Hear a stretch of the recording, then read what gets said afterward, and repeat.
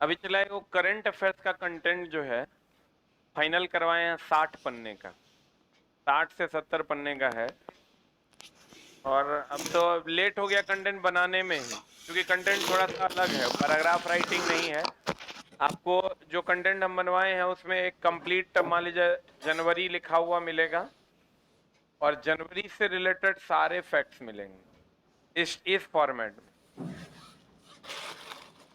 इस फॉर्मेट में सब वन लाइनर हो और 1200 के आसपास सिलेक्टेड क्वेश्चन हो।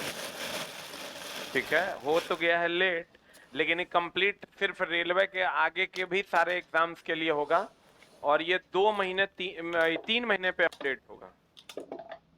मतलब अभी जो डाले हैं ये अगले 2 महीने पे अपडेट होगा और जो एक बार किताब लेने के बाद जो अपडेट अगले महीने का होगा उसका अलग से पीडीएफ दे देंगे, तो उतने पढ़ के तुम्हारा काम हो जाएगा। जैसे हम देखते हैं अन्य लोग जो करंट अफेयर्स छाप रहे हैं, एक तो पैराग्राफ राइटिंग है बहुत ज्यादा, जिसको पढ़ने में बच्चा को दिक्कत होता है, हर महीने की करता है 2 पन्ना जोड़ के फिर नया निकाल देता है। हमको लगता है बच्चा के लिए वो हेक्टिक हो जाता है। अगर सिर्फ बच्चा को उतने दे दिया जाए, हर महीना ये चेंज हुआ, मान लो 3 महीना पे किताब अपडेट हो, अब बाकी हर महीना जो चेंज हुआ है वो खाली उसको मिल जाए, तो हमको लगता है ज्यादा बेहतर हो क्या। और कंटेंट थोड़ा सा स्टाइलिश है जिससे पढ़ने में तुमको इतना आसान लगेगा कि मतलब बस टिक टिक टिक टिक टिक मारोगे और तुम्हारा काम हो जाएगा। बहुत आसान तरीके से बनवाए हैं, कंटेंट आ रहा है, कल में भी हम आपको दिखा भी देंगे और कोशिश में हम लोग की 2 से 3 दिन में बच्चों तक पहुंच जाए। अब लेट हो गया है, लेट हो गया मतलब जितना पढ़ पाओगे, नहीं पढ़ पाओगे तो फिर तोरा 15 दिन बाद टेक्नीशियन देना है। अभी तोरा चयन कहाँ है, फिर 15 दिन बाद एनटीपीसी देना है, फिर अगर 15 दिन बाद एलपीसीबीटी 2 देना है।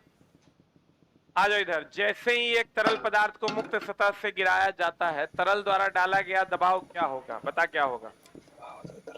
मुक्त, ये हमेशा ध्यान रखना दोस्त में शुरू हो जाए ना। दाब 2 प्रकार का होता है, एगो ठोस दाब होता है, एगो क्या होता है, द्रव या गैस का दाब होता है। एगो ठोस का दाब होता है, एगो द्रव या गैस का दाब होता है। ठोस का दाब की अगर हम बात करें तो ये दाब बराबर होता है बल बटा क्या होता है, क्षेत्रफल होता है। और इसका जो दाब बराबर होता है वो होता है रो बोले तो घनत्व इंटू जी या इंटू गहराई, रो जी एच। द्रव और गैस का दाब क्षेत्रफल पर निर्भर नहीं करता। किस पर निर्भर नहीं करता, क्षेत्रफल पर निर्भर नहीं करता। क्षेत्रफल पर निर्भर करता कि नहीं करता, नहीं करता है। अब एक बात बताओ, सुई से अगर दबाते हैं, नाखून से दबाते हैं, सुई का क्षेत्रफल कम होगा और दाब ज्यादा होगा, बोलो ने। 2 पैर पर खड़े हैं, 1 पैर पर खड़े हैं, तो किसमें दाब ज्यादा लगेगा, एक पैर पर, एक उंगली पर खड़े हैं तो उसमें दाब सबसे ज्यादा लगेगा, क्योंकि उसका क्षेत्रफल सबसे कम और उसका दाब सबसे ज्यादा। नीचे से ऊपर जाने पर दाब का मान क्या होता है, ये कहता है जैसे ही तरल पदार्थ मुक्त सतह से गहराई बढ़ती है, तरल द्वारा डाला गया दाब, गहराई बढ़ेगा तो दाब का मान बढ़ेगा ना, तो दाब का मान क्या हो जाता है, बढ़ जाता है। ये तो इसका आंसर है, लेकिन दोस्त मेरे इसका जो थ्योरी है वो ये है कि अगर नीचे से ऊपर आप जाते हैं, ये मान लीजिए दिल्ली है आपका और ये मान लीजिए आपका शिमला है, तो ये अगर शिमला है तो नीचे से ऊपर अगर यहाँ का टेम्परेचर T1 है और यहाँ का टेम्परेचर T2 है, तो नीचे से ऊपर जाने पर दाब क्या होता है, घटता है। दाब क्या होता है, घटता है। और दाब घटेगा तो क्वथनांक भी क्या होगा, घटेगा। क्वथनांक क्या होता है दोस्त मेरे, घटता। क्वथनांक क्या होता है, घटता।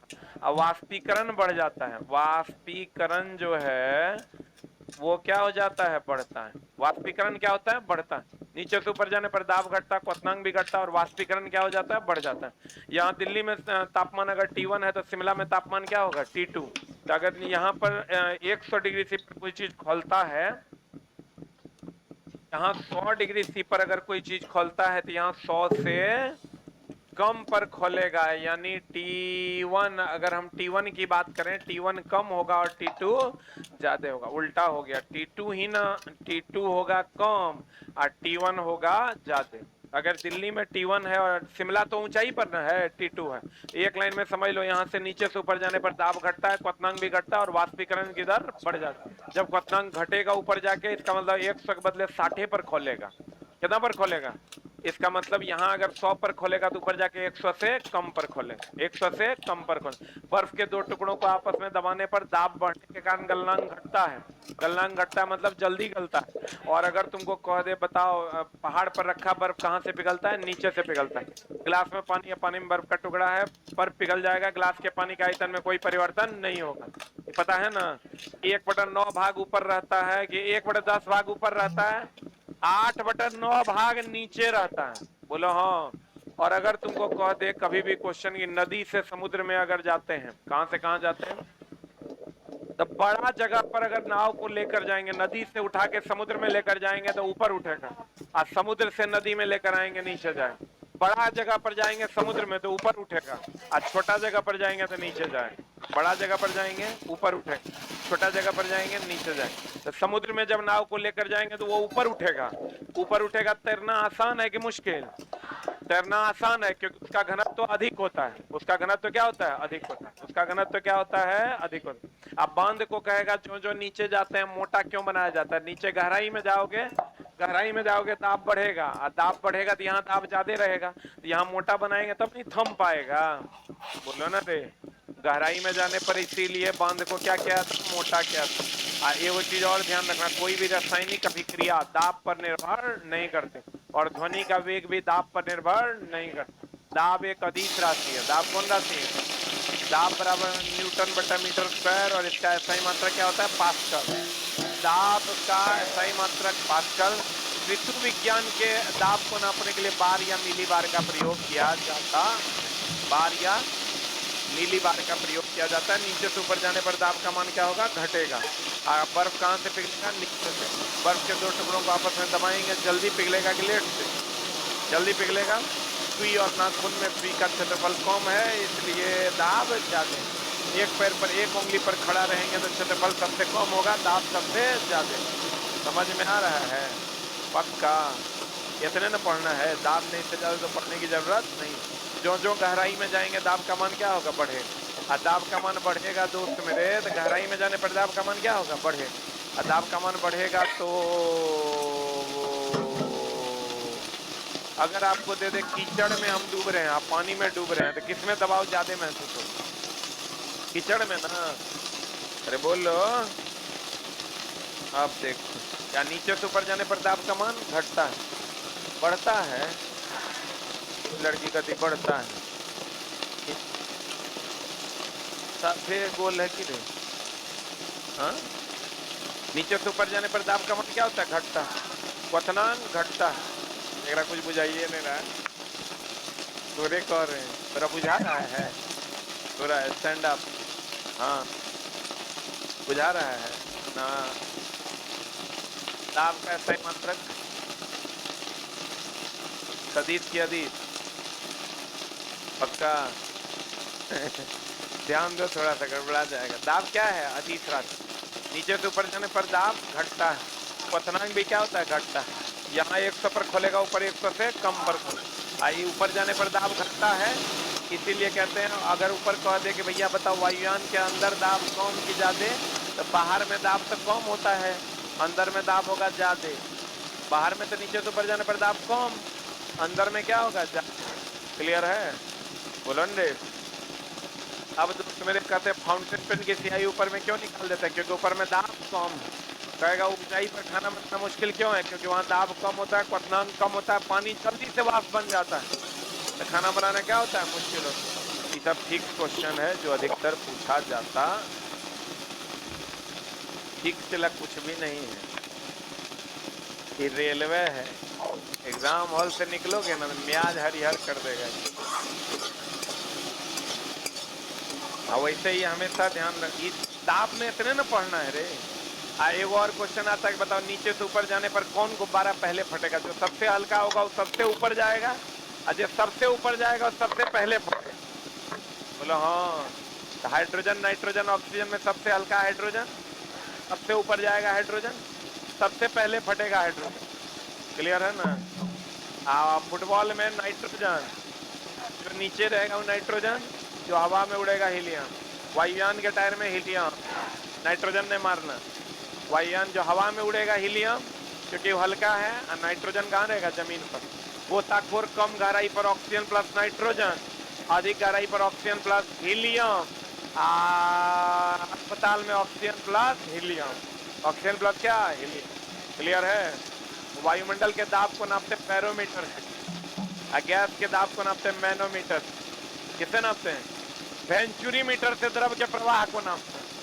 बोलन रे, एकाएक गिर जाएगा आंधी तूफान, धीरे धीरे गिरेगा वर्षा, धीरे धीरे ऊपर जाएगा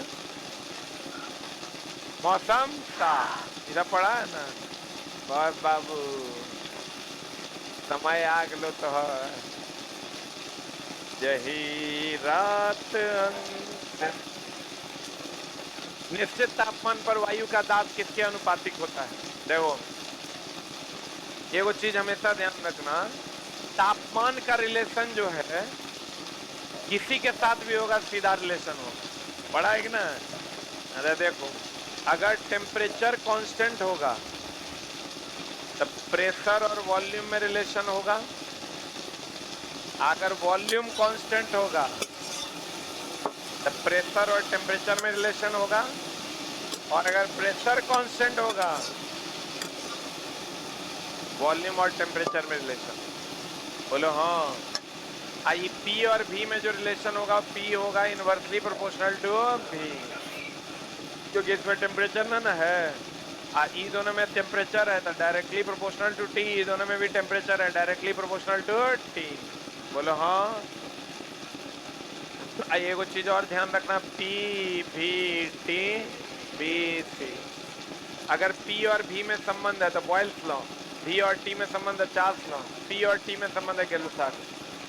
पी और भी में संबंध है बॉयल्स लॉ, पी और टी में संबंध है गैलुसाक, भी और टी में संबंध है चार्ल्स लॉ। बोलो हाँ, बोलो हाँ। क्लियर है। अब एगो बात बताओ कि P is inversely proportional to V, P is directly proportional to T, V is directly proportional to T। अब हमको ये बताओ दोस्त मेरे कि हाँ, कि P और V में रिलेशन होगा किसका नियम? बॉयल्स। V और T में चार्ल्स। एक लॉ यहाँ है जो बॉयल्स, ये तो बॉयल्स का लॉ है। अरे बोलो, P और V में संबंध किसका लॉ? बॉयल्स। P और T में संबंध गैलुसाक, अब भी और टी में संबंध चार्ल्स, यही ना। लेकिन बॉयल्स का नियम एगो और है, P is directly proportional to rho. इसी से आता है डेंसिटी बराबर मास बाय वॉल्यूम करोगे ना, तो वॉल्यूम बराबर मास बाय डेंसिटी कर दोगे तो ये रिलेशन आ जाएगा। बोलो बोलो ना। अरे आप दोस्त मेरे एक और रिलेशन जानते हो तुम? एवोगाड्रो संख्या, नियत ताप और दाब पर, नियत ताप और दाब पर गैसों का आयतन अणुओं की संख्या के क्या होगा? समानुपाती। किसका नियम है? एवोगाड्रो का। और आदर्श गैस समीकरण को तो तुम जानवे करती है। आदर्श गैस समीकरण है PV बराबर nRT। PV बराबर क्या? nRT। आदर्श गैस समीकरण है PV बराबर nRT। अरे टेंशन नहीं लेना, सब बनेगा बढ़िया स्पॉट। PV बराबर क्या? nRT। चला हम तो कुछ छोड़िए नहीं रहे, सब तरह बता देते। सब तू पढ़वो किया है, काहे का टेंशन लेना? टेंशन वो लेगा जो अभी अभी पढ़ना शुरू किया है। जैसे अभी 2-3 दिन पहले भी बहुत लोग पटना आए, तो एकदम टेंशन नहीं। या 2-3 दिन पहले भी बहुत लोग पढ़ना शुरू किए हैं, उनको लग रहा है कि हॉटे शॉट से मेरा रिजल्ट हो जाएगा, तो कंफ्यूजन में है तुम। अगर थोड़ा ऐसा लग रहा है कि मेरा हॉट शॉट से रिजल्ट हो जाएगा, तो हम ये बात नहीं गच रहे हैं। काय गचेंगे हम? 10 दिन में रिजल्ट हो भाई रे। हम सिर्फ तो रिवीजन करवा रहे हैं और बहुत सारी चीजें हमने पढ़ा दी है। अब वो तुम पढ़ा कि नहीं, देखो पूरा एनसीईआरटी का हम बारकोड दे दिए, पूरा एनसीईआरटी का प्लेलिस्ट बना दिए। तुम पढ़ा कि नहीं पढ़ा ये बताओ।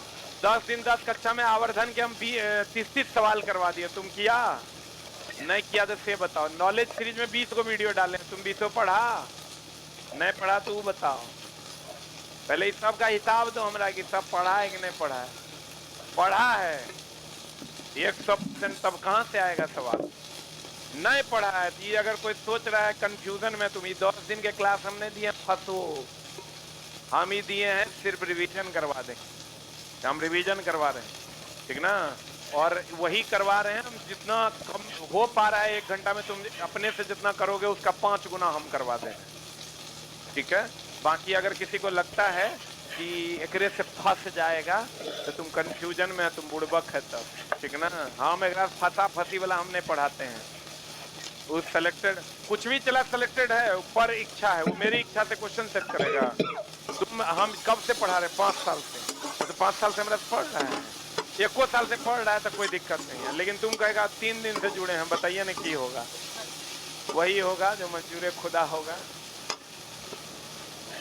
इसमें चला हम की कर सकते हैं, इसमें हम कुछ कर सकते हैं, ये तो तुम ना देखोगे। छोटा सा आया है 3 दिन, अभी बहुत बच्चा तो नीचे में बैग लेके पड़ल। बताइए सर कैसे होगा? नहीं होगा। अगर तुरा 2 दिन पहले से लगा है कि हमको पढ़ना है तो पढ़ाई छोड़ दो, तो दूसरे एग्जाम की तैयारी करो अगला। ये नहीं हो तो गलत बोल रहे हैं, फालतू का कोई बात नहीं। 8.314 जूल पर मोल पर केल्विन, इतने ना लॉ है हो। अब क्वेश्चन देखिए, एक निश्चित तापमान जब ये कह दिया तो वायु का दाब किसके अनुपातिक होता है? आपको पता है जब ताप नियत रहेगा इसका मतलब दाब और आयतन में संबंध होगा, या दाब और घनत्व में संबंध है? बोलवे नहीं करेगा। तो कहता है दबाव किसके अनुपातिक है, मतलब समानुपातिक है। तो समानुपातिक किसके है? घनत्व के। आंसर मार दें। अब व्युत्क्रमानुपातिक है कहता, तब क्या मारते? आयतन। अरे बोल बढ़े। एनटीपी एसटीपी पर किसी गैस के 1 मोल का आयतन 22.4 लीटर 22.4 लीटर होता है। बोलो हाँ, कितना लीटर होता है? 22.4 लीटर होता है। आ जाओ इधर, बढ़े। पिछला याद है ना? PBT BCG, PBT BCG, PBT BCG, PBT BCG. आ कैसे लगाना है यो पता होगा? ये पूरा चैप्टर में इससे ज्यादा कुछ है नहीं। अगला ये तो एगो हमरा पढ़ाने था, एगो तो पढ़ लो तुम। 0 डिग्री सी या 0.16 डिग्री सी, 0 डिग्री सी या 0.16 डिग्री सी को जल का कौन बिंदु कहते हैं? त्रिक बिंदु। कौन बिंदु कहते हैं? जल का त्रिक बिंदु कहते हैं। त्रिक बिंदु मतलब ट्रिपल पॉइंट ऑफ वाटर, जिसमें ठोस, द्रव, गैस तीनों अपनी अवस्था का परिवर्तन नहीं करता। और दोस्त मेरे, अगर हम बात करें 0 केल्विन या -273 डिग्री सी, एक जे लाइन पूछता है वो देख लो। इसको परम शून्य ताप कहते हैं। क्या कहते हैं इसको? ओहो नहीं करना। 0 केल्विन और -273 डिग्री सी है, यहाँ 0 केल्विन है, यहाँ 0 डिग्री सी है। याद नहीं रहे तो हम थोड़ा जुगाड़ बताते हैं। 0 डिग्री सी के इधर बर्फ उधर पानी होता है, तो 0 डिग्री सी से इधर बर्फ इधर पानी नहीं होता है। तो 0 डिग्री सी को जल का त्रिक बिंदु कहते हैं। इस पर जल की तीनों अवस्था, ठोस, द्रव, गैस अपनी अवस्था का परिवर्तन नहीं करता। लेकिन 0 केल्विन या -273 डिग्री सी को परम शून्य ताप कहते हैं। क्या कहते हैं? इस पर गैस की गतिज ऊर्जा शून्य हो जाती है। गैस की गतिज ऊर्जा क्या हो जाती है? शून्य हो जाती है। अर्थात गैस किसमें बदल जाता है? ठोस में। इसी तापमान पर चालक अति चालक हो जाता है। चालक क्या हो जाता है? अति चालक। और अर्धचालक कुचालक हो जाता है। अर्धचालक कुचालक हो जाता है। अर्धचालक क्या हो जाता है? कुचालक। इस संसार का सबसे न्यूनतम तापमान है। संसार का सबसे न्यूनतम ताप है। अब देखो, रुक कहीं, रुक न रे। यही कंफ्यूजन होता है बच्चा को। 0 केल्विन या 0 डिग्री सी में झोल है, तो तुम बताओ तापमान का ऐसा ही मात्रा क्या होता है? केल्विन। तो परम शून्य ताप है, तो परम पिता परमेश्वर कौन हुआ? केल्विन। क्योंकि ऐसा ही मात्रा का सिस्टम ऑफ इंटरनेशनल है, तो 0 केल्विन हो गया। और हम आपको सिखाए हैं पीछे की केल्विन को डिग्री सी में बदलना है तो 273 घटाना है। ये पढ़े हैं कि नहीं पढ़े हैं तो गड़बड़ बात है। 0 डिग्री सी को केल्विन में बदलना है। 0 + 273 केल्विन, यानी अगर हम यहाँ कह दें x केल्विन को, कितना केल्विन को? x डिग्री सी को केल्विन में बदलना है x + 273, और x केल्विन को डिग्री सी में बदलना है x - 273। बोलो हाँ। यानी सी ABCD में सी का पोजीशन 3 है, पोजीशन 11 है, तो 3 टका में से 11 टका में जाएंगे, जोड़ेंगे 11 टका में 3 टका में जाएंगे, घटाएं। बोलो हाँ, बोलो हाँ। 0 केल्विन को परम शून्य ताप कहते हैं। 0 केल्विन परम शून्य ताप, परम पिता परमेश्वर, केल्विन एसआई मात्रक, परम शून्य ताप 0 केल्विन को परम शून्य ताप कहता है। 0 डिग्री सी को जल का त्रिक बिंदु कहते हैं। आज 0 डिग्री सी ने रहेगा, 0 पॉइंट कितना रहेगा 16 डिग्री। आज 4 डिग्री सी के कहानी को नहीं जानता है जग में। बर्फ के नीचे का ताप, झील के नीचे का ताप 4 डिग्री सी, खाना 4 डिग्री सी पर सुरक्षित, जल का आयतन 4 डिग्री सी पर न्यूनतम, जल का घनत्व तो 4 डिग्री सी पर महत्तम। नहीं जानते हो? जल्दी से लिख लो, पूछेगा।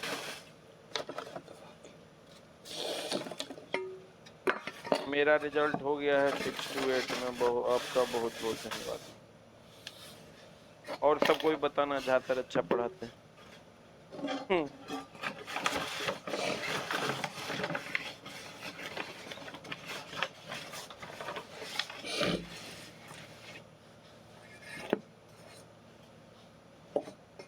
एगो लड़का लिखता है सर अभी पटना आएंगे तो रिजल्ट हो जाएगा। हम कहते जिस दिन तुम्हारी परीक्षा होगा और भोर में आना दो, पगला कहेंगे। रिजल्ट होगा, पढ़ो न चला हो जाएगा।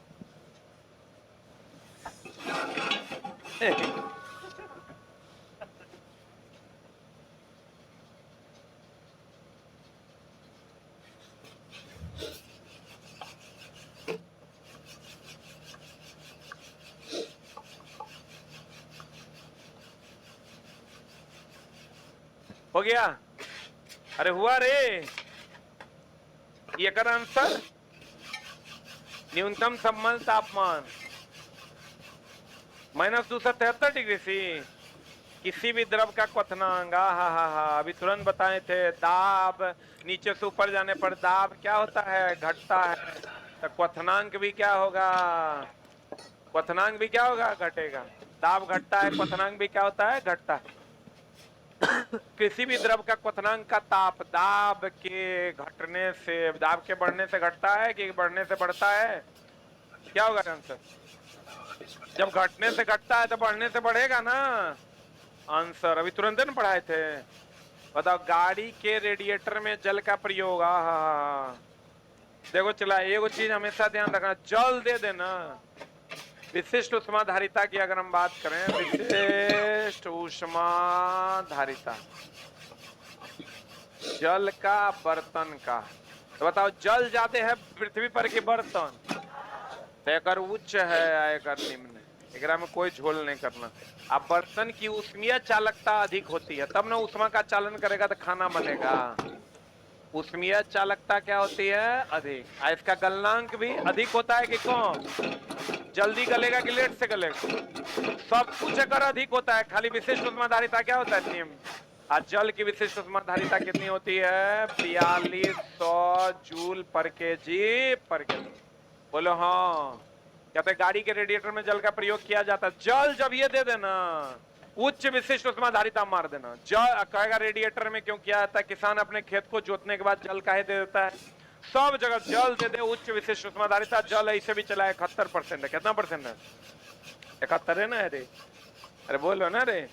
71% अगर जल है तो जल ज्यादा ना है, तो एकदम सेटिंग रखो। वो ऑप्शन देगा, एगो उच्च विशिष्ट ऊष्माधारिता यहाँ ने दिया है, एगो निम्न दे देगा, तो मारना क्या, उच्च। अब बर्तन का क्या हो जाएगा, निम्न। बर्तन का क्या होगा, निम्न।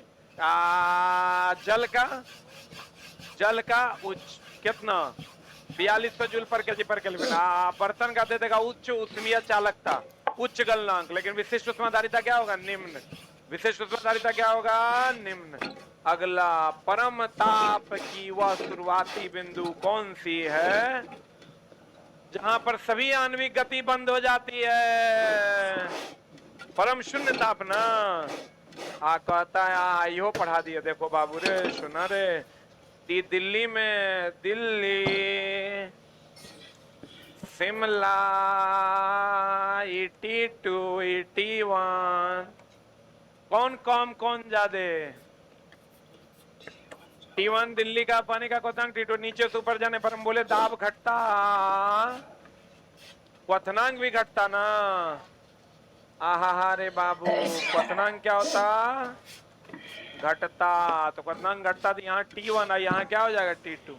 तब बताओ क्या हो जाएगा? शिमला में पानी का क्वथनांक T2, तो T1 T2 के बीच का क्या संबंध होगा? हमको लगता है T2 कम होगा, T1 ज्यादा होगा। यहाँ 100 पर खोलेगा, ऊपर जाके 100 से कम पर खोलेगा। बुलंदे अगला में चले, ऊष्मा के संचरण। चलो हीट चैप्टर में कर चलते हैं हम लोग। हम चला एक सीधे से चल रहे हैं धीरे धीरे। ऊष्मा का संचरण। अब तुम्हारा बच गया एगो लाइट चैप्टर, हीट बच गया थोड़ा सा, एगो करंट बच गया। एक क्लास में उधर मैग्नेट मॉडर्न लेके समाप्त कर देंगे।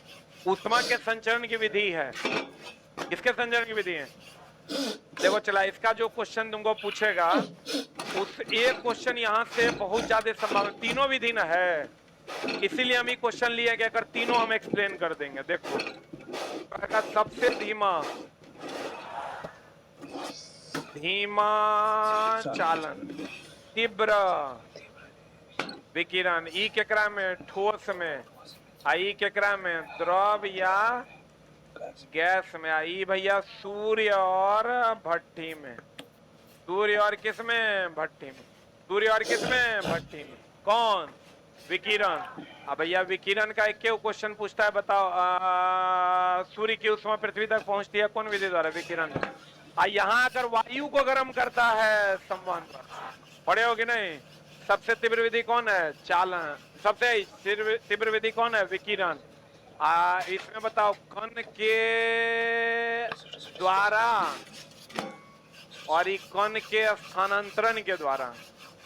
अरे इसमें कण का स्थानांतरण न होता है, कण के स्थानांतरण के द्वारा। एक कण दूसरे द्रव का कण जो नीचे पानी गर्म होता है तो ऊपर जाके गर्माता है ना, इसमें कण का स्थानांतरण होता है। इसमें कण का, ठोस में कण का स्थानांतरण होता है क्या?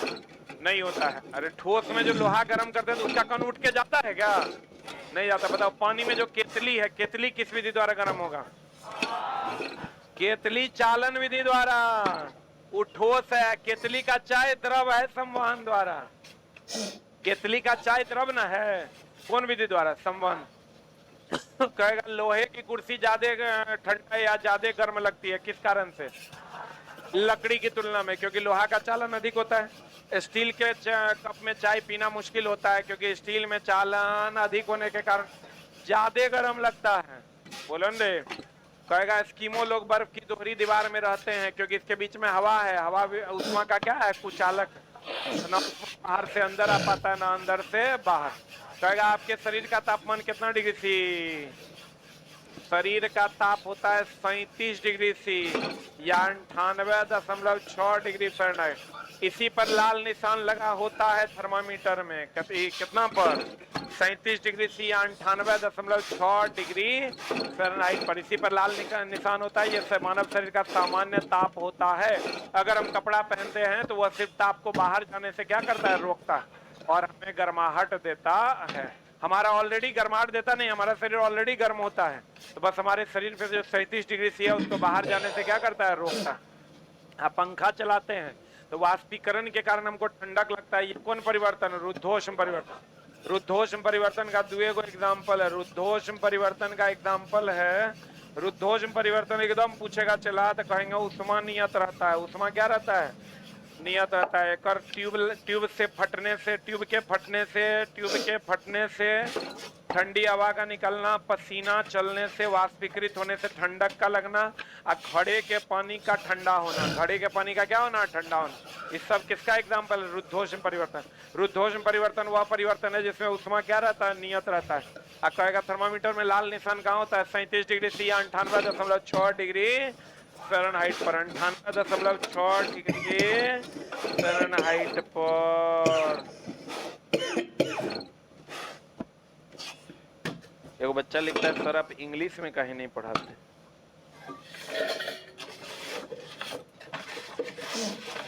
एक बात बताओ, अभी AR रहमान इंग्लिश में गाना गाने लगे, क्या सुनेगा ओकरा? भाई हमार यूजर्स जो है 99.9% जो है प्योर हिंदी है। वो ट्रांसफार्मर को परिणामित्र पढ़ना पसंद करता है, इसलिए भाई हम हिंदी में ही पढ़ाते हैं।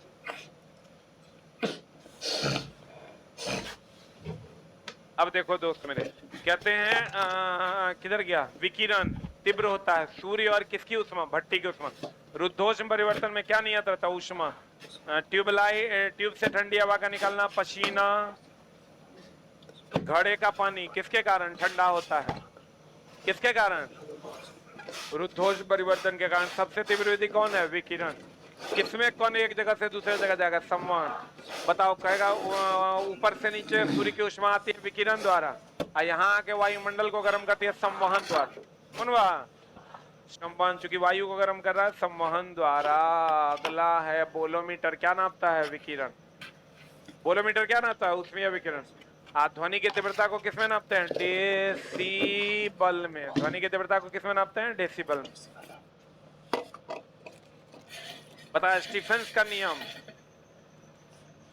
देखो स्टीफन का नियम है, स्टीफन का नियम है, स्टीफन का नियम है, ई समानुपाती टी टू द पावर क्या, 4। रेले का सिद्धांत है, रेले का सिद्धांत है प्रकीर्णन जो है वो तरंगदैर्घ्य के चतुर्थ घात का क्या होता है, व्युत्क्रमानुपाती। प्रकीर्णन तरंगदैर्घ्य के चतुर्थ घात का क्या होता है, व्युत्क्रमानुपाती। किसका नियम है, किसका नियम है, रेले का। और बताओ ग्रहों का नियम किसने दिया था, केपलर। ग्रहों का नियम किसने दिया, केपलर। शीतलन नियम किसने दिया, न्यूटन ने। गुरुत्वाकर्षण नियम न्यूटन ने। सापेक्षिकता का सिद्धांत आइंस्टाइन ने। E बराबर mc स्क्वायर ना। रेले ने कहा था प्रकीर्णन तरंगदैर्घ्य के चतुर्थ घात का क्या होता है, व्युत्क्रमानुपाती। स्टीफेंस E समानुपाती क्या हो जाएगा, formula T to the power 4। E समानुपाती क्या हो जाएगा, T टू द पावर 4। बढ़े। अम्ल के लिए निम्नलिखित में से कौन सा कथन सत्य है, बाबू रे सबसे इंपॉर्टेंट चैप्टर में से एक है। अम्ल स्वाद में खट्टा, ABR अम्ल नीले लिटमस को लाल। 7 से पीएच कम, जितना पीएच कम उतना ज्यादा अम्लीय। पक्का ना। क्षार में जितना ज्यादा पीएच उतना ज्यादा क्षारीय। जो H+ देगा वो अम्ल है, जो H- देगा वो क्षार है। पक्का ना। अम्ल और क्षार मिलके लवण और जल बना, पक्का ना। अम्ल और धातु मिलके हाइड्रोजन गैस है, क्षार और धातु मिलके हाइड्रोजन गैस है। अम्ल को पतला करना है, पानी में अम्ल मिलाएं, सही है। और अम्ल क्षार मिलकर लवण और जल बना, पक्का ना। यह अभिक्रिया उदासीनीकरण अभिक्रिया है। अम्ल खट्टा होता है, क्षार तीखा होता है। तीखा को ही कड़वा कहते हैं, तीखा को ही क्या कहते हैं, कड़वा।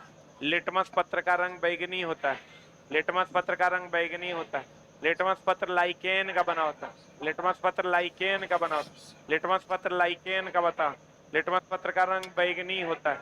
ABR BR भी जानते हो ना। अम्ल नीले को लाल करता है, क्षार लाल को नीला करता है। शुष्क कोई भी रहेगा, शुष्क HCl रहेगी, शुष्क कोई भी लिटमस पत्र के रंग को बदलता नहीं। एक होता है एंटा एसिड, एंटा एसिड मतलब जो एसिड का एंटा हो, मतलब जो एसिड का उल्टा हो। एंटा एसिड की अगर हम बात करें, ये दुर्बल क्षार होता है। कैसा क्षार होता है, दुर्बल क्षार होता है। कर एग्जाम्पल दो, एगो है, एगो MgOH Hall2, एगो NaHCO3। इसको बेकिंग सोडा कहते हैं, इसको मिल्क ऑफ मैग्नीशिया के नाम से जानते हैं। और ये दोनों दुर्बल क्षार है, दुर्बल क्षार है मतलब एंटा एसिड है। कैसा है, जितना डाइजीन एसिलॉक है सब में कौन रहता है, MgOH Hall2 या NaHCO3, NaHCO3 या MgOH Hall2। उसके बाद जकरा में H+ होगा वो अम्ल होगा, जकरा में OH- होगा वो क्षार। अब दोस्त मेरे देख लो, अगर हम सीसा संचायक सेल में किसका उपयोग करते हैं, H2SO4 का। सीसा संचायक सेल में H2SO4 का। उधर में HCl, कांच पर लिखना है HF, कृत्रिम वर्षा सिल्वर आयोडाइड। मतदाता की स्याही silver nitrate, silver nitrate, silver nitrate. धूप चश्मा में सिल्वर ब्रोमाइड, सिल्वर ब्रोमाइड का रंग, सिल्वर ब्रोमाइड जो धूप चश्मा में होता है वो प्रकाश से अपना रंग बदल लेता है। फोटोग्राफी में सिल्वर क्लोराइड, सिल्वर ब्रोमाइड और sodium thiosulphate. Silver chloride, silver bromide, sodium thiosulphate. एक को मारना है, सिल्वर क्लोराइड मारना है। क्या मारना है, क्या मारना है, धूप चश्मा में सिल्वर ब्रोमाइड, धूप चश्मा में सिल्वर ब्रोमाइड। पीएच जितना कम अम्लीयता उतना ज्यादा, पीएच जितना ज्यादा क्षारीयता उतना ज्यादा। पीएच स्केल का खोज सोरेनसन किया, 1909 में, 1909 में pH 7 होता है NaCl का, जिसके कारण NaCl क्या होता है, उदासीन होता है। NaCl क्या होता है, उदासीन। NaCl आयनिक बंधन बनाता है, जिसका क्वथनांक और गलनांक उच्च होता है। ठोस अवस्था में कुचालक होता है, द्रव अवस्था में सुचालक होता है, जल में घुलनशील होता है, कार्बनिक घोलकों में अघुलनशील होता है। बोलो ना रे, नहीं समझा। अम्ल खट्टा होता है, क्षार तीखा होता है, और विनेगर में एसिटिक एसिड होता है, जगरा मिथेनोइक एसिड भी कहते हैं। CH3COH ना होता है, ईथ की मिथ, इथेनोइक एसिड कहते हैं, क्योंकि दो कार्बन ना है, CH3 में एगो C और COH में एगो C, तो क्या हो जाएगा, ईथ की मिथ, इथेनोइक एसिड कहते हैं। कहां पर, विनेगर में। कहां पर, विनेगर। फॉर्मिक एसिड लाल चींटी के डंक में। बोलन रे, फॉर्मल्डिहाइड से फॉर्मेलिन बनता है, जिससे लाशों को सुरक्षित रखते हैं। खाद्य पदार्थ का संरक्षण बेंजोइक एसिड से, खाद्य पदार्थ का संरक्षण बेंजोइक एसिड। जंग के धब्बे हटाते हैं ऑक्सैलिक एसिड, जंग के धब्बे ऑक्सैलिक एसिड, जंग के धब्बे ऑक्सैलिक एसिड, जंग के धब्बे ऑक्सैलिक एसिड, जंग के धब्बे ऑक्सैलिक एसिड। अब पथरी बनता है कैल्शियम ऑक्सलेट का, पथरी बनता है कैल्शियम ऑक्सलेट का। पथरी किसका, पथरी बनता है कैल्शियम ऑक्सलेट का, पथरी बनता है कैल्शियम ऑक्सलेट का। कोक पीते हैं तो कार्बोनिक एसिड बनता है, H2CO3, H2CO3। खाद्य पदार्थ का परिरक्षण बेंजोइक एसिड से। इथिलीन, इथिलीन, इथिलीन, इथिलीन फलों का प्राकृतिक हार्मोन है जो फलों को पकाता है। एसिटिलीन कृत्रिम हार्मोन है जो फलों को पकाता है। बोलो हाँ। अब फिनोप्थिलीन अम्ल और लवण से कोई अभिक्रिया नहीं करता, और क्षार के साथ गुलाबी रंग देता है, पता है कि नहीं। और जितना आप फिनोप्थिलीन और मिथाइल ऑरेंज कृत्रिम अम्ल क्षार सूचक है, बाद बाकी सब प्राकृतिक अम्ल क्षार सूचक। फिनोप्थिलीन नाम सुनने से लग रहा है कृत्रिम है, लिक्विड टाइप का होगा। मिथाइल ऑरेंज नाम सुनने से लग रहा है कृत्रिम है। ये दोनों कृत्रिम अम्ल क्षार सूचक, फिनोप्थिलीन और मिथाइल ऑरेंज, फिनोप्थिलीन और मिथाइल ऑरेंज, फिनोप्थिलीन और मिथाइल ऑरेंज, फिनोप्थिलीन और मिथाइल ऑरेंज कृत्रिम अम्ल क्षार सूचक है। बाकी अड़हुल का फूल, गुड़हल हो गया, पिटुनिया का पौधा हो गया, हल्दी हो गया, लिटमस पेपर हो गया, ये सब प्राकृतिक अम्ल क्षार सूचक है। अम्ल और क्षार को मिला दो के लवण और जल बनेगा। सोडियम कार्बन, जितना सोडा है सब क्षारीय है। बेकिंग सोडा, वॉशिंग सोडा, सब क्या है, क्षारीय। Baking soda NaHCO3, baking powder होगा NaHCO3 प्लस टार्टरिक एसिड, और NaHCO3 जब H2SO4 से अभिक्रिया करेगा तो कार्बन डाइऑक्साइड देगा, जिससे आग को बुझाया जाता है। लेकिन बिजली से लगी आग बुझाना है तो कार्बन टेट्राक्लोराइड। बोलो ना रे, बुझा रहा है, बोलो ना रे। खिला, एक बात तो है, अभी तुम जब पढ़ के जाओगे तुम्हारा कॉन्फिडेंस लेवल लगेगा कि हाँ कुछ है मेरे पास, अगर शुरू से पढ़ रहा होगा तो। आना तो सब अभी जब हम कह रहे हैं सब बाउंसर मार रहा होगा, कह रहा होगा अरे खाली बोला ही कुछ लिखा हुआ ना है रे। दोस्त मेरे सब तोरा पास है, हम सिर्फ फ्रेश कर रहे हैं, क्योंकि हमारे बात पे तोरा विश्वास है, तोरा लग रहा है ये जो कह रहा है सब सही है, सबको दिमाग में रख लेना। तो हर दिन न है कि एक बार में तू एगो चैप्टर बैठ के 10 मिनट रिवीजन कर लेगा। अभी पूरा एसिड बेस सॉल्ट खत्म हो गया ना, अरे बोल लो, खाली एगो बात बच गया, प्रबल अम्ल प्रबल क्षार मिलके उदासीन लवण बनाएगा। अब प्रबल अम्ल दुर्बल क्षार होगा, प्रबल अम्ल अम्लीय लवण बनाएगा। दुर्बल प्रबल क्षार और दुर्बल अम्ल क्षारीय लवण बनाए।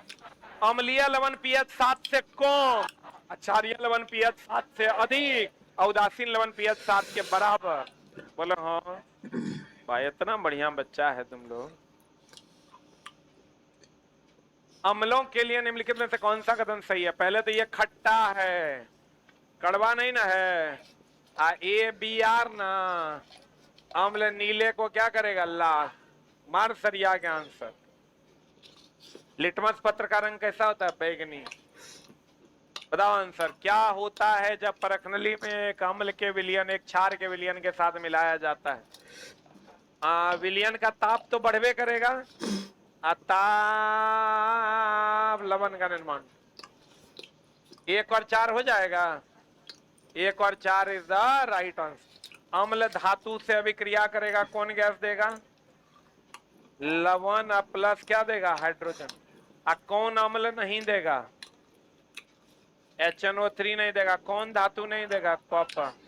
और अम्ल जब क्षार से अभिक्रिया करेगा तो क्या देगा? लवण प्लस क्या देगा? जल।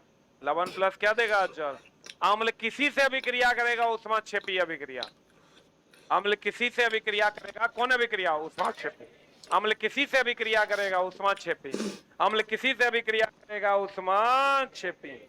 अम्ल किसी से अभिक्रिया करेगा? ऊष्माक्षेपी। अम्ल किसी से अभिक्रिया करेगा? ऊष्माक्षेपी की सोची, क्षेपी की सोची।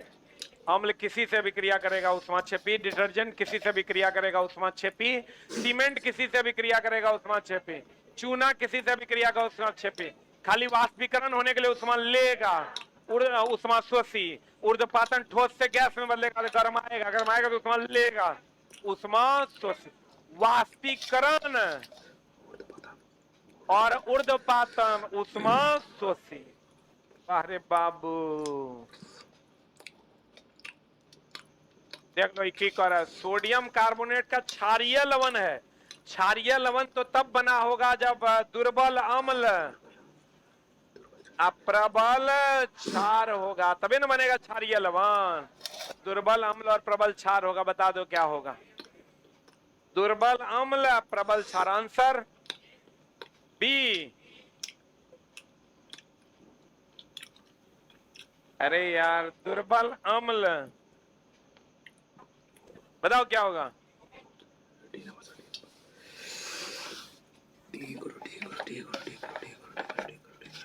दोनों अगर प्रबल होगा तो उदासीन लवण। उदासीन लवण जकर पीएच मान कितना होगा? 7। दोस्त में रही क्षारकीय लवण है, पीएच मान 7 से अधिक। दुर्बल अम्ल दुर्बल क्षार। प्रबल अम्ल दुर्बल क्षार होगा तो कैसा लवण बनेगा? अम्लीय लवण। कैसा लवण बनेगा? अम्लीय लवण जकर पीएच मान 7 से कम। बोलो हाँ। अम्लीय लवण कब बनेगा? जब प्रबल अम्ल दुर्बल क्षार। क्षारीय लवण कब बनेगा? जब प्रबल क्षार दुर्बल अम्ल। दोनों प्रबल हो जाएगा तो क्या बन जाएगा? उदासीन लवण। दोनों प्रबल हो जाएगा क्या बन जाएगा? उदासीन लवण। बढ़े? अरे बढ़े। आवा हो बाबू हमर सोना हमर, बतावा आंसर। सोडियम हाइड्रोजन कार्बोनेट को जब सोडियम एसीटेट में मिलाते हैं तो एक गैस निकलता है। मुक्त गैस के संदर्भ में कौन सा कथन सत्य है? मुक्त गैस जब भी मिलेगा ना सोडियम हाइड्रोजन कार्बोनेट, जितना सोडा है सब CO2 गैस देगा। देखो चला CO2 के बारे में जान लो। CO2 एक तो अम्लीय है। ऐसा है अम्लीय। आग बुझाने के लिए किसका उपयोग करते हैं? CO2 का। चूने के पानी को दुधिया करता है CO2। जितना सोडा है सबसे कौन गैस निकलता है? CO2। यहाँ sodium hydrogen carbonate washing soda baking soda है तो कौन गैस निकलेगा? CO2। ये चूने के पानी को दुधिया करता है या जलती हुई तीली को बुझा देगा, क्योंकि ये आग बुझाने का काम करता है। यह सोडियम हाइड्रोक्साइड के विलयन में घुल जाएगा और चिकर गन देगा। क्या होगा आंसर? 1 और 2। बोलो हाँ। निम्न में से कौन सा ऑक्साइड अम्लीय? ये तो राम सिखा देते हैं, अपने पूछेगा। देखो चला अम्लीय ऑक्साइड की अगर बात करोगे तो अम्लीय ऑक्साइड में NO2 CO2 SO2। बोलो हाँ। क्षारीय ऑक्साइड की बात करोगे LiO NaO K2O। उदासीन ऑक्साइड की बात करो, रुक जाओ हम बता देते हैं, जुगाड़ है कर। CONOH2O ये उदासीन है। उभयधर्मी ऑक्साइड की अगर हम बात करें जो अम्लीय क्षारीय दोनों है, इसमें आता है Al2O3 ZNO PbO2। Al2O3 ZNO PbO2। रुक रुक रुक रुक रुक, एक बात बता। HNO3 क्या है? अम्ल है। तो NO2 उससे बनेगा HNO3 तो वो अम्ल हो जाएगा। CO2 से बनेगा H2CO3 कार्बोनिक एसिड। एक से बनेगा H2SO4 अम्ल हुआ। एक से बनेगा LiOH क्षार हुआ। NaOH KOH। ये तो देखने से भी उदासीन लग रहा है। न एक है न दू है, कुछो नहीं है। उदासीन आई तो उदासीन आई है। आई तीनों के बारे में तुम जानवे करती है। Al2O3 ZnO PbO2 उभयधर्मी है। Al2O3 ZnO PbO2 क्या है? उभयधर्मी है। उभयधर्मी किसे कहते हैं? जो अम्लीय क्षारीय दोनों हो, जो अम्लीय क्षारीय दोनों हो उसे क्या कहते हैं? उभयधर्मी। जो अम्लीय क्षारीय दोनों हो उसे क्या कहते हैं? उभयधर्मी। जो अम्लीय क्षारीय दोनों उसे क्या कहते हैं? उभयधर्मी। जो अम्लीय क्षारीय दोनों उसे क्या कहते हैं? उभयधर्मी। Al2O3 ZnO PbO2, Al2O3 ZnO PbO2, CONOH2O क्या है? उदासीन। बता निम्न में से कौन ऑक्साइड अम्लीय नहीं है? अम्लीय ई है, ई है, ई है, ई नहीं है। CONOH2O क्या है? उदासीन। बढ़े। अब पकड़ना कैसे है? SO2 से बनेगा H2SO4, LiO से बनेगा LiOH, CONOH2O क्या है? उभयधर्मी। Al2O3 ZnO PbO2 क्या है? क्या रे? Al2O3 ZnO PbO2 क्या है? उभयधर्मी। अर्थात अम्लीय क्षारीय दोनों का न गुण रहेगा। खाने में नमक किससे बनता है? बोले थे प्रबल अम्ल प्रबल क्षार से। प्रबल अम्ल महाभिवियाय, प्रबल अम्ल प्रबल क्षार, प्रबल अम्ल प्रबल क्षार से बनेगा उदासीन लवण। क्या बनेगा? अब प्लस क्या बनेगा? जल। प्रबल अम्ल में आता है Cl, प्रबल क्षार में आता है NaOH, और ये बना देगा NaCl प्लस H2O। एक गुण एकदम याद रखना दोस्त मेरे, NaCl Na धातु है और ये क्या है? अधातु। ये किसके किसके बीच बंधन बनाता है? धातु एंड अधातु। NaCl में कौन बंधन होता है? आयनिक बंधन। इसको हम टेबल सॉल्ट के नाम से जानते हैं। इसका पीएच मान कितना होता है? इसका पीएच मान कितना होता है? 7। कितना होता है? 7। और धातु और धातु के बीच बनता है आयनिक बंधन, बनता है Na प्लस और Cl माइनस में, और यह आयनिक बंधन है। इसका क्वथनांक और गलनांक उच्च होता है। ठोस अवस्था में विद्युत के क्या है? कुचालक। द्रव अवस्था में घोल देंगे तो सुचालक। जल में घुलनशील होता है, जबकि आयनिक घोलक कार्बनिक घोलक में अघुलनशील। इसका ठीक उल्टा हो जाता है सहसंयोजक बंधन।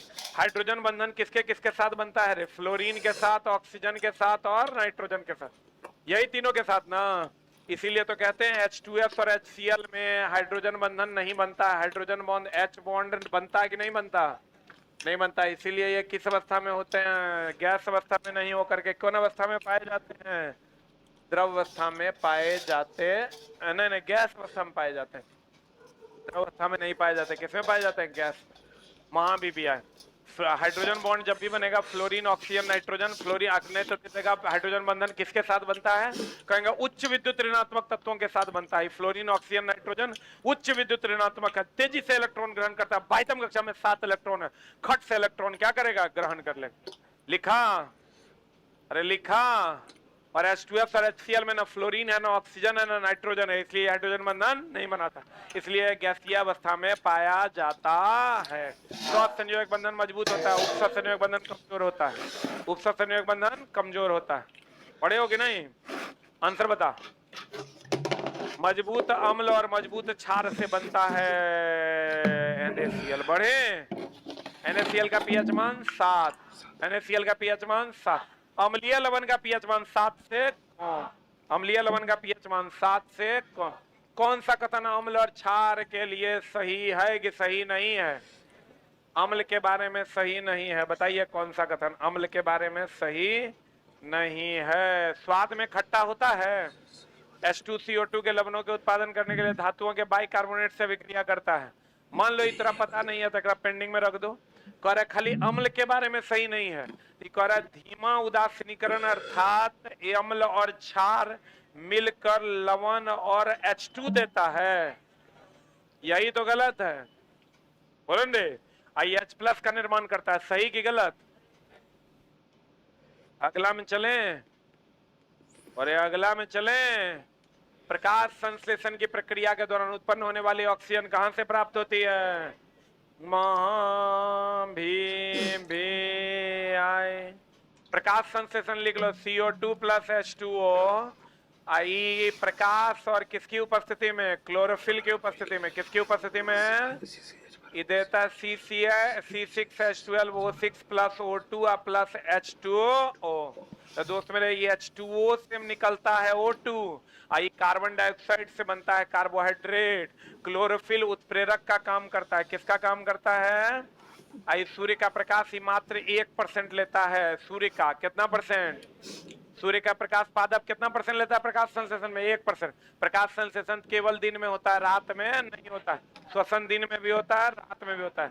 आई H2O से मिलता है ऑक्सीजन और ये CO2 से मिलता है कार्बोहाइड्रेट। CO2 से क्या मिलता है? कार्बोहाइड्रेट। CO2 से क्या मिलता है? कार्बोहाइड्रेट।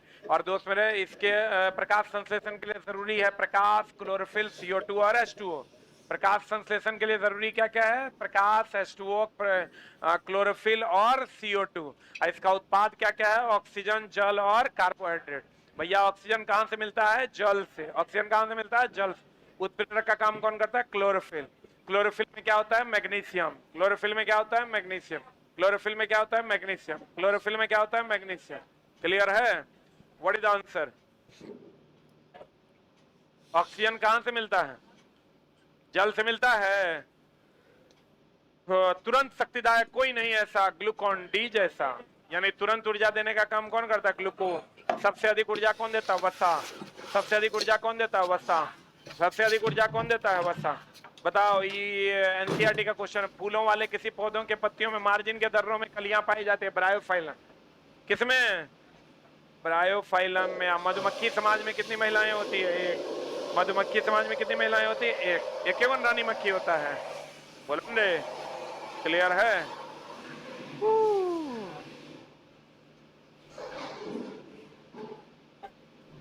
अच्छा एक बात बताओ, चला ये क्लास कब तक चलाना है?